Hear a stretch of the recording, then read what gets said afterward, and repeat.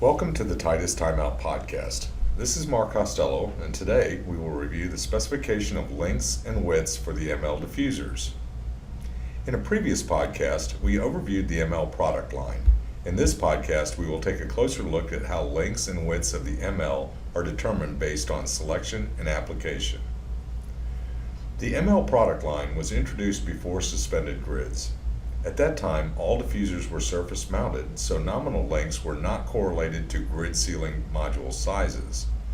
Ordering an ML in the length of 48 does not result in a diffuser that will fit into a 48-inch grid module. The advent of suspended ceiling grids for lay-in application of diffusers created a new application for the ML product line. For this reason, we introduced the MLT for standard grid applications and the MLTZ for ceiling grids with tech modules like the tech zone and tech stall applications. These are lay-in models with fixed length and width. If you're selecting an ML for lay-in application, the MLT or MLTZ are the models you want. For the MLT, you simply specify the number of slots, the plenum inlet size, and nominal grid module length, and you're all set. The diffuser will ship in the appropriate plenum length, no more guessing how to specify lengths and plenums.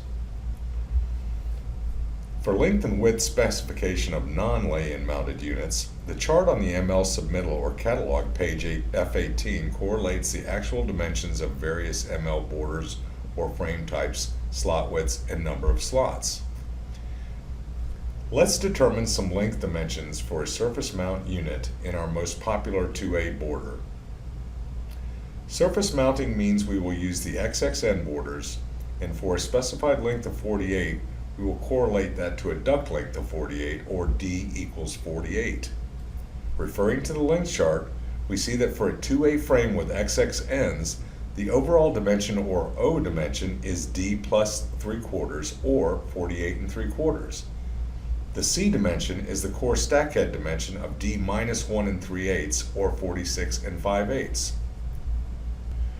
For the width dimension, we will need to know the slot width and the number of slots. For this example, our border 2A unit will be an ML38 and have 2 slots.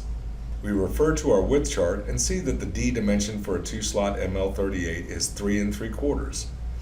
This is the actual plenum width or duct dimension. We can then plug this D dimension into our width formula for an overall width of D plus 3/4, or 4.5. We are often asked how big to cut the hole for a surface mount ML. The answer is the D dimensions. The duct dimension is not only the size of the MP plenums made for the ML, but also the size of hard ductwork that may be fabricated for the ML and the appropriate cutout size for this to surface mount the ML. An important note to make is that the MP plenum should be installed behind the sheetrock, as the inlet will not pass through a D opening. Mounting instructions can be found in the ML Installation and Operation Manual on the Titus website. And as always, our knowledgeable application engineers are always available to help with installation questions.